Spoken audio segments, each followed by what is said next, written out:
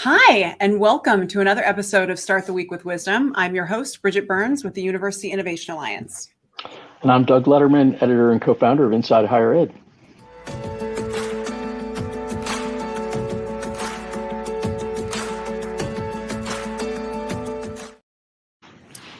Each week, we normally team up with a sitting college president or chancellor to distill a sense of their perspective and their wisdom to give you some hope and inspiration in the week ahead. That's why we call it Start the Week with Wisdom.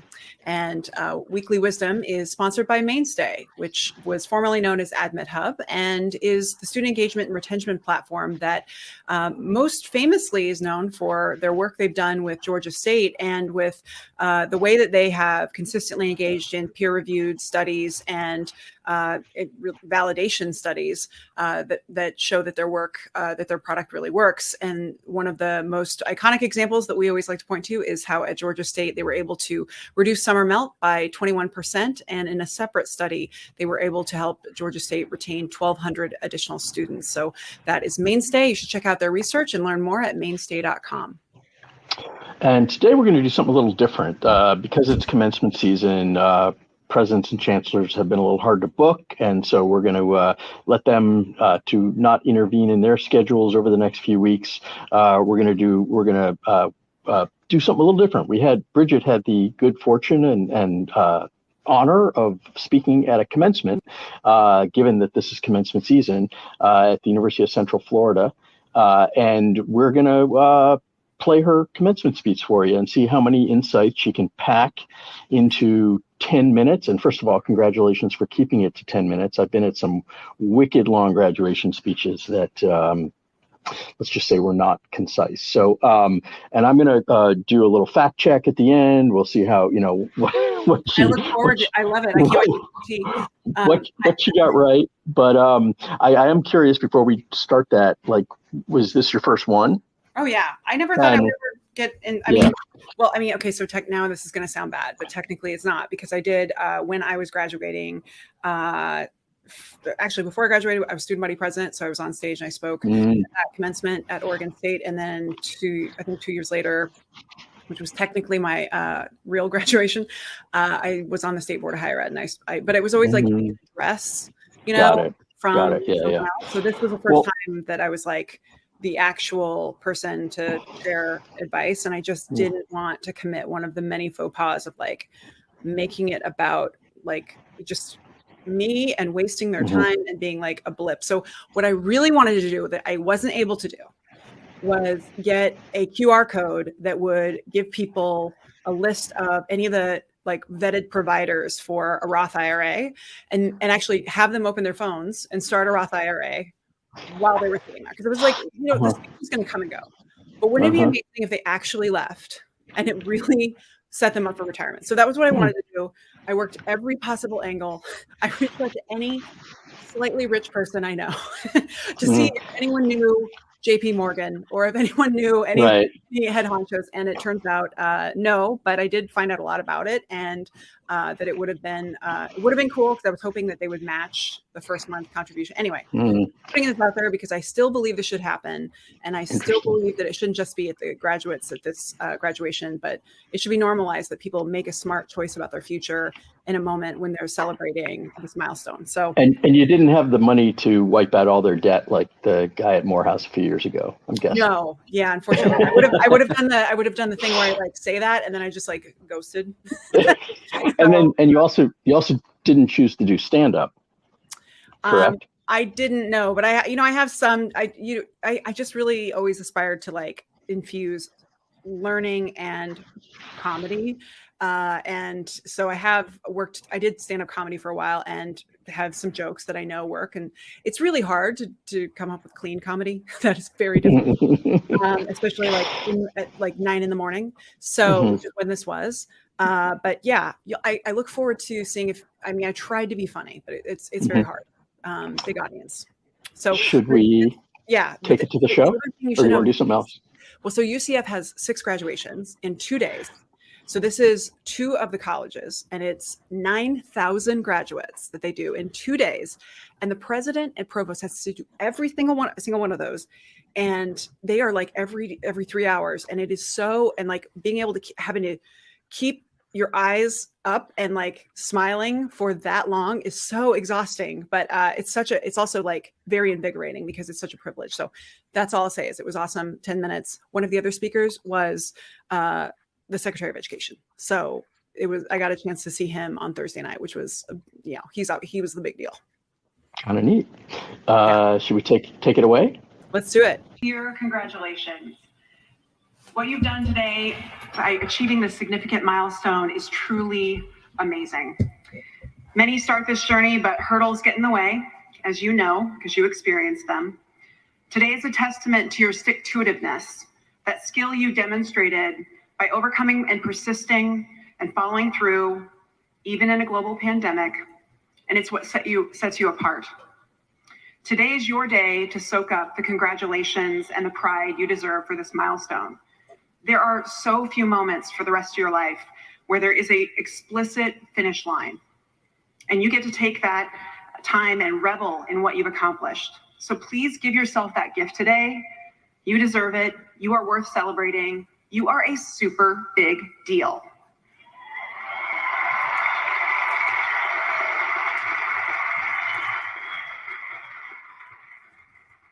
Now, we both know that you could never have accomplished this alone, and hopefully some of those who helped you are here celebrating with you today. But even if they aren't, I know you have people. So someone gave you a nudge when you needed it. At some point today, send a text to someone who made this moment possible. Spread some of that joy and that gratitude that you have, and let them know that they mattered. Now for the advice. And let me begin with the most important piece of advice, which is you should take all advice with a huge grain of salt. Sift through, find the stuff that helps, and don't get hung up on the rest. Now, I'm not up here because of some fancy big accomplishment or best-selling book. I think I'm up here probably because I'm just like many of you, a little bit of an underdog. I had a very imperfect path to and through college. I grew up in rural Montana. So yes, that means I can turn most things into jerky. My family was well below the poverty line. When I was 2 years old, my father was paralyzed at work and my mom stayed home to take care of him. So it was just us. No one expected me to go to college, and let alone to end up where I am today, advising college presidents around the country. In fact, the only conversation about college was when my dad would make jokes that if I wanted to go to college, I should just do what my brother did and win a state championship in wrestling. This was terrible advice. But like many low-income and first-generation students, I took what I was given and I ran with it. I became an undefeated state champion in debate, while completely neglecting my studies and barely eking out of high school with a 2.3 GPA. It turns out people aren't nearly as interested in a mediocre student that can argue about it as they are a Big Ten wrestler. So like many of you who faced unexpected hurdles along the way, I had to find a new path. I stumbled to a community college and then I transferred. I transferred, my credits did not. And I finally earned my bachelor's degree after 7 years. 7.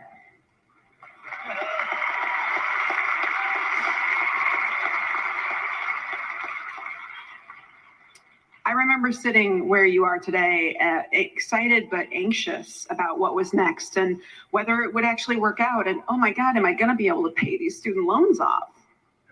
I just want you to know that it is normal to not know what is next, and it's completely okay. In fact, you should probably be very suspicious of anyone who's super certain right now. You're gonna have a lot of purposes, and you're gonna have a lot of passions in life. And often your purpose is directly connected to the hard thing that you overcome. Your purpose might just be preventing that hard thing from happening to other people. So my second piece of advice is to embrace your inner underdog and find the hole that only you can fill in the world. I spent the first entire decade of my career trying to fit in with very fancy pants people with elite degrees who graduated in 4 years and acting like I was just like one of them. I didn't want people to think I didn't belong. But everything changed about a decade into my career when I finally told my story. And I stopped pretending like I was like everyone else, because I was not, and because you are not. I finally embraced my underdogness, and doing that led way to my purpose, and it transformed my career. Because navigating college was difficult for me, and my purpose is changing higher education in America so that it's easier to navigate for low-income and first-generation students.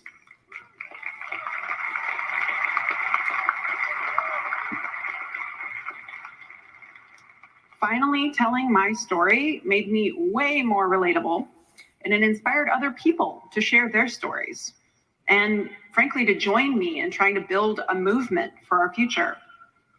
I can't believe I get to do this work today, and they actually pay me. I would do it for free, but don't tell them. With incredible people around the country, committed to creating a brighter future for every person, regardless of the family they're born into or the neighborhood they grew up in. Because America in the future, we need everyone's talent. Every month when I pay my student loans, it's a gratitude practice, which, by the way, I can pay them. It's a reminder that I should keep betting on myself, because it's totally worth it. And you should keep betting on yourself. Spend less energy trying to fit in with other people and embrace your inner underdog, because you are the only person who will ever exist with your exact experiences, skills, talents, quirks, and abilities. And you are the only you there will ever be. And you are the only you who can make the exact contribution in the world that you can make. My third piece of advice is to be aware of how you make other people feel. No one cares why you do or do not deserve to be somewhere. They care whether you care about them, whether you listen, whether you're curious. Maya Angelou was right when she said that people will forget what you said, they will forget what you did, but people will never forget how you made them feel. You know those people who you just enjoy being around and you can't quite figure out why. They are kind, they listen, and they make you feel important. Be like them. Focus on how you make others feel. Be generous, share the credit. We all do our best work when we're not obsessed with who's getting the credit, and instead focused on bringing the best ideas to the world. Because we need more solution makers, more creators with a conscience. We need you. And here's the fourth piece of advice. Challenge your thoughts, because without you directing it, your mind is going to lie to you. Your mind is designed to keep you safe by exaggerating fear, to keep you where you are. It will make you feel afraid of new things. That limbic part of your brain that obsesses over fear, it kept us alive when we were cave people. But now that getting eaten by a bear, even in Montana, is far less likely, it's just going to hold you back. You need to dance with your understanding of yourself. Don't let your brain convince you that you should just stay where you are. Challenge it. Be brave. The path to confidence is doing things that scare you. And whenever you get overwhelmed and fearful and freaked out about life, because it will happen, I want you to zoom out. Don't let any moment get too big or too close. Go for a walk, read history, talk to someone else with curiosity about their life. The more you isolate and second guess whatever thoughts you have racing in your mind, the more powerless and anxious you'll be. Zoom out. Perspective is everything. In that moment when you get a little anxious and your confidence might be low, I want you to use the following phrases. I'm just trying to figure this out, and I'm seeing what I'm capable of. Just saying those words will shift your brain from despair to being on a quest. You alone get to determine which thoughts you focus your time on. Don't be held hostage by your brain. Zoom out, give it better things to focus on and think about. And then one of the most important ways to take care of your mind, and the fifth piece of advice I have, is to spend time with people you disagree with. Spend energy arguing a position you do not believe in regularly. The more we only talk to people like ourselves, the more we think that we are right and others are wrong. That makes us uncomfortable or it makes us comfortable in our own preconceptions and intellectually lazy. The truth is, it depends. It always does. Now, facts are facts, but when it comes to your perspective, it totally influences how you see the world. So build up the muscle of dispassionately arguing something you don't agree with. It will teach you that people who disagree with you are not evil. It will make you consider other views. And it will make other people actually want to be around you. My parting request is that you invest in yourself. A lot of the last 10 minutes has been about investing in yourself metaphorically, but this time I really mean it. When I asked a bunch of other people the one piece of advice that they would give themselves if they were sitting where you are today, it was always the same. Start a Roth IRA immediately.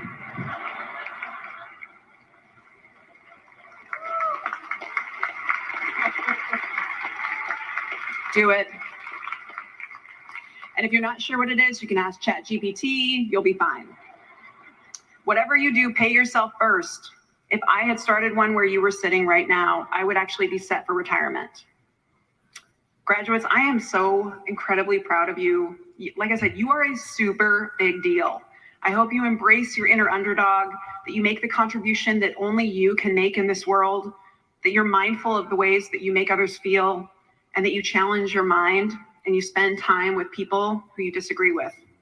This may not be the formula for success, but it's one that's working for me. Now enjoy the rest of your day. You are worth celebrating, and you deserve to soak up this moment. And lastly, shall we take a selfie?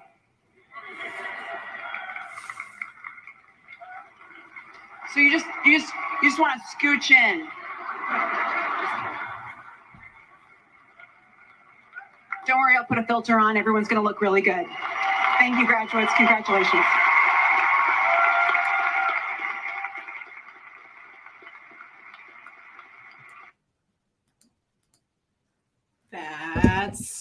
There you go. You did great. I have no facts to check. No, I was really interested. I've heard, I think, bits and pieces of your story, but I'm not sure I've ever.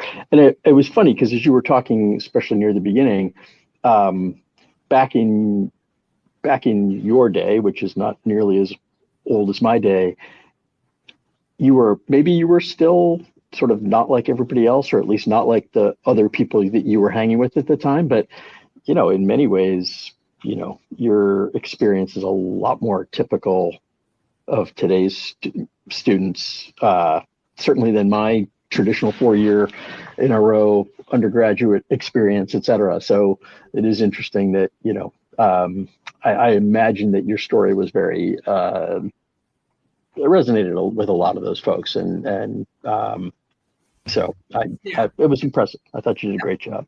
Thank you. That was my hope. And I mean, I'm very clear, like I'm not at commencement speech level in my career. I feel like that is way later. That is like a level. I think that I was asked specifically because President Cartwright had heard my story and didn't, he didn't know. Most of my presidents actually, unless they've seen, because like, why do I, but, and I very intentionally tell my story because I want to normalize that, like the stereotype of who we think a low income student is not, that's not a reality. And in fact, they're like right in front of you, and normalizing that, again, like we always try and make all these decisions based on this 4 years. And it's like, dude, I don't know who you're talking about because I'm in this meeting with you and you think I'm, probably a normal person. And yet here I am, I have this thing that for a long time was like a secret shame that I was trying to like message away because I wanted to be the Tracy Flick of my generation. Right. But I guess, but that's the fascinating thing to me about into today, if you look at the actual numbers, I don't know whether it's closer to 7 than 4, but I suspect it is. So it's just it's like today, it is the norm, more the norm than the other, and I think that's just that speech would not have worked, at Swarthmore or and so but at a place like UCF, it's going to resonate. So anyway, well, that was when he asked, it was because that I have a lot more in common with their students, and I know that like even graduating students, the right now to graduate, there is a palpable sense of anxiety. There was also all these challenges. I mean, those students were COVID students, right? Like, and they still persist. And how many people are not in that room because of COVID? And the just idea that somehow they have to like get out in their working world and hustle to keep up with this imaginary benchmark they're being compared against. And I think that's not helpful. So I was really honored by the opportunity. It's such a gift to be around graduation. Anytime I get invited to campus and I'm like, they're real human students. They're real people. And it's so exciting to be around. It's so energizing. So I was very honored. And I actually listened to and watched a lot of commencement speeches leading into it, asked a lot of people for advice. And so it was so difficult to get that 10 minutes or less. And then keep in mind in this world, like that commencement speech is in the state of Florida, right? Like there are like, you try not to say anything that would get them in trouble in any way. So it was. And you got in your IRA and you got in your Roth IRA plug. So I did not expect that they were going to clap for me graduating at 7 years or laugh about the Roth IRA. So I was like, all right, cool. Funny. And the selfie was something that came up on the spot. I was just like, that was brilliant. That's very on brand for you. It is on brand for me. I can't believe that it didn't occur to me while I was there. So anyway, we hope that this has been just a little bit of inspiration for you all. And we know that graduation season, just to nudge you to soak up the joyful experience. And I know that a lot of people are burned out still, exhausted from the year and trying to do so much, and in the midst of everything that's going on with being a human at this moment in time. So use graduation season as a boost for your morale, for your like the inspiration that you might need. And I do hope that people are planning vacations over the summer, but we just wanted to give you a little bit of a nugget that we hope was useful. And if you think it was terrible, totally valid. We're fine with that. So why? Anyway, we hope that we will see you next week, where you're actually going to get a chance to hear directly from Doug. I've been wanting to interview and put in the hot seat for quite some time. So we hope you're well, and we will see you soon.